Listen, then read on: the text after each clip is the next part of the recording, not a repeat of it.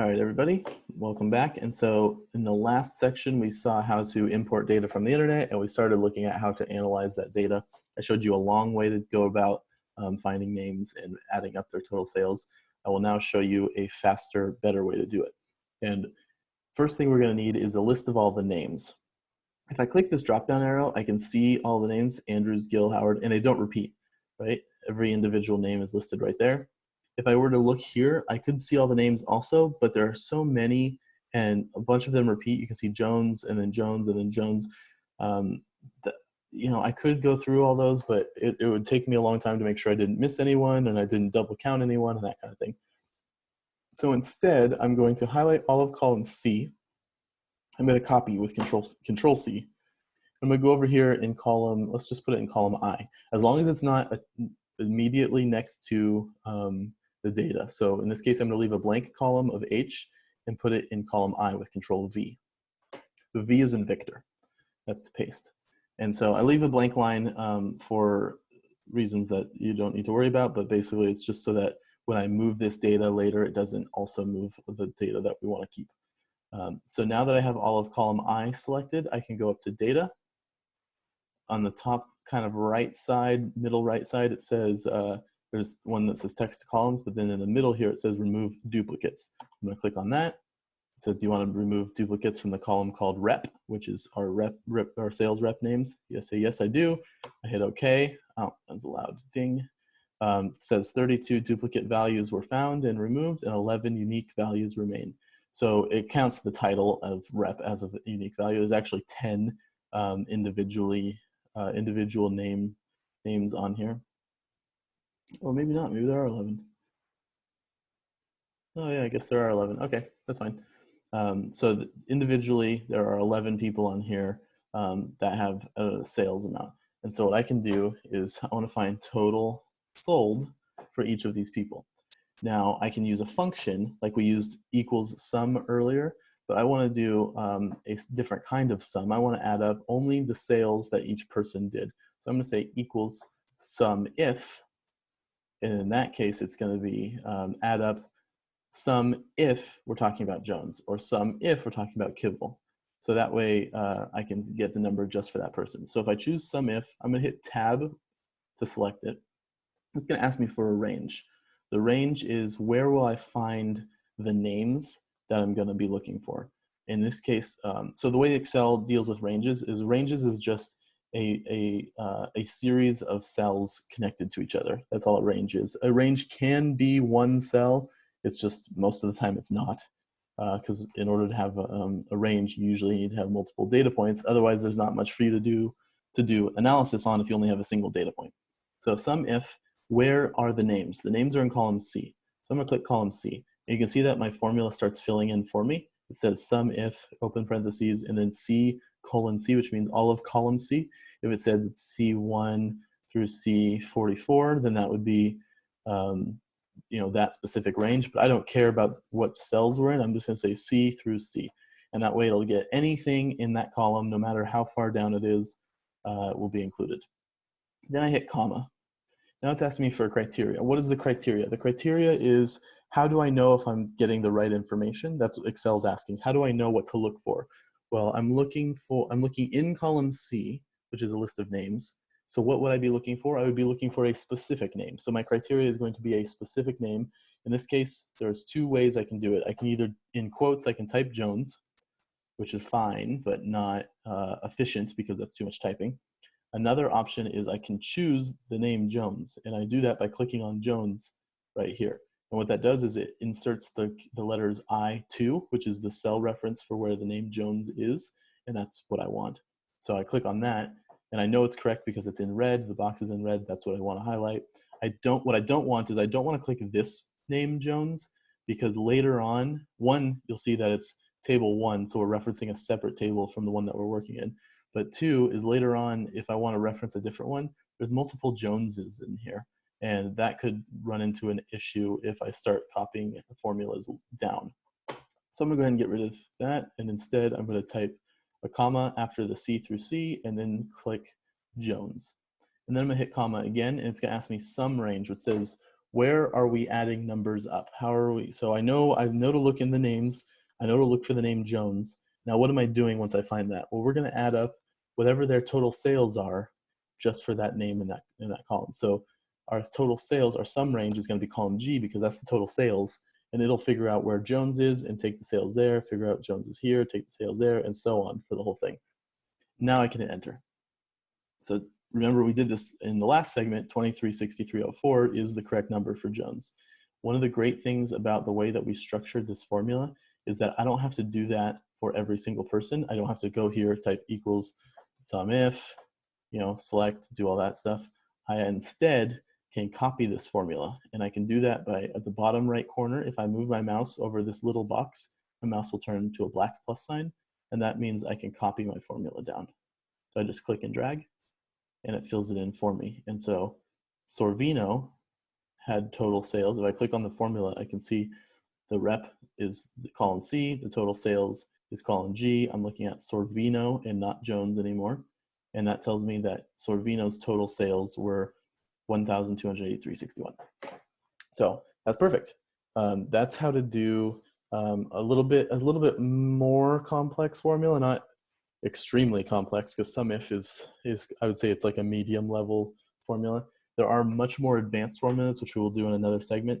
I do want to show you a slightly more advanced version of this in the same segment. So let's say we want to compare these individual people's sales from one period to the next. So we know that our date range from last time we worked on this, we know that it covers all of 2019 and 2020.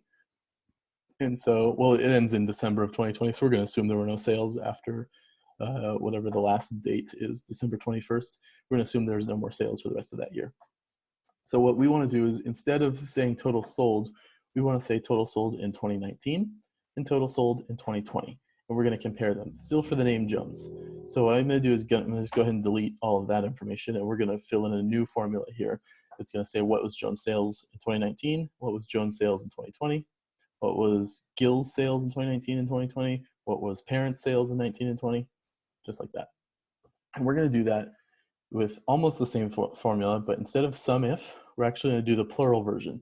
In that case, it's sum ifs. And the reason we want the plural version is because there are multiple criteria. Not only are we looking for their total sales by that person, but we're looking for the total sales in that year. And that's two different criteria. The name of the person and the year that they're in is two criteria. So this formula sets up in a different order. So we're going to start with our sum range for sum ifs. If you're ever not sure what the formula is asking for, there's a little box right here. Sum range is the first one. Where are we going to add up numbers? Well, it's their total sales. Okay, great. Then I'm going to hit comma. It says, okay, criteria range. Criteria range means in what area, what column or row, what column are we going to find with the criteria that we're looking for? So we have two criteria, the name and the year. So where do I find names? I find them in column C. I'm going to hit comma. It says criteria 1. What is the criteria for column C? Well, there's a list of names, so I need a name. Then hit comma again. Criteria range 2. What's the second criteria? It's the year that it was sold in. So in this case, I'm going to say the order. And I'm going to need to actually fix this just slightly. So after we hit enter, it's gonna say that there's a problem, but we'll fix it. And then hit comma again, and then criteria 2 would be it'd have to be in the year 2019. So we could actually select 2019 here, and then that's actually it. We have our name and our criteria. If I hit enter, we'll have a problem, but we'll fix it. So I'm gonna hit enter. It says 0. I know that that's not true, and the reason there's a problem is because I asked for which of the, where in column A is it say 2019, and it doesn't say 2019 anywhere. It says 1/6/2019 or 1/23/2019. It doesn't say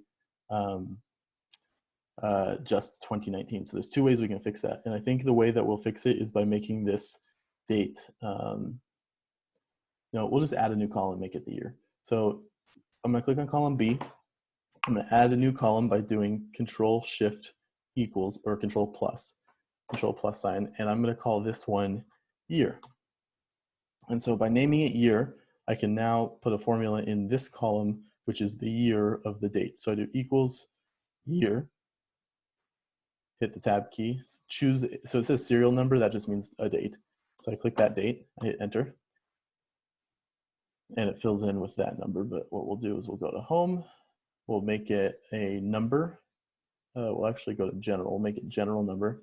And so now it tells me what year. It says 2019. If I keep going down, I see some that are 2020. Perfect. So now I can go back to this formula and I can change it by editing up here in the formula bar and dragging this green box over to the year, because that's what I want. I don't want the dates, I want the years. And then I hit enter. And now I have the numbers that I'm looking for. So this is Jones' sales in 2019.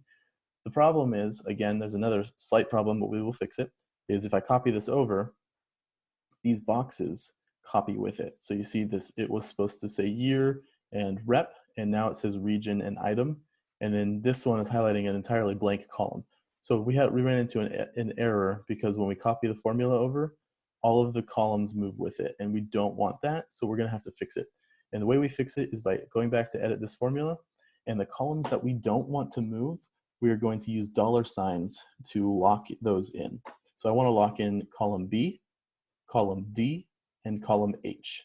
And so I'm going to find B, D, and H in the formula, and I'm going to lock those in. So B is right here. If I click on either of the B's, I can just actually hit the F4 key one time and it will lock them in with $. I don't have to worry about typing it myself. I just hit the F4 key. I do the same thing for D. I click on it and I hit the F4 key. And I do the same thing for H. I click on it and I hit the F4 key.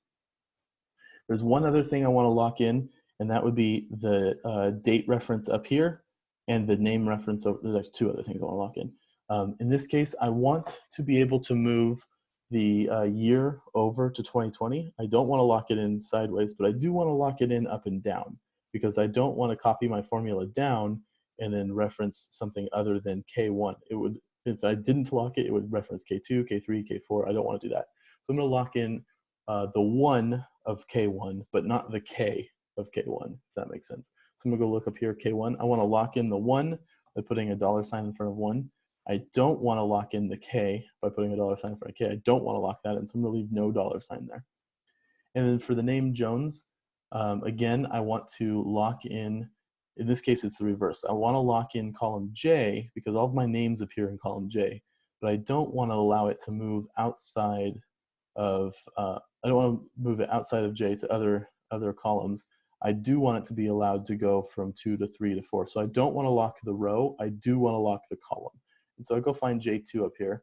I lock it in column J because I don't want to leave column J, but I leave 2 alone because I do want to leave row 2. And now if I hit enter, the number didn't change, but the formatting did. It's not the formatting, but what cells are locked changed. And now I can copy that one over. And now I get the correct number of 329.34. And I can copy all of those down and they all fill in appropriately.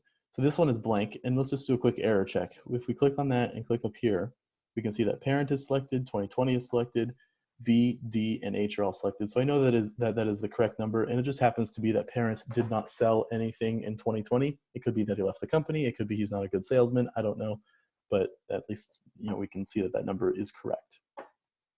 So now we have the sales for each person, and we can see how much each person sold in the different time periods. In the next one, I'll show some conditional formatting to look at this data a little more closely. So thanks for watching, and I'll see you on the next one.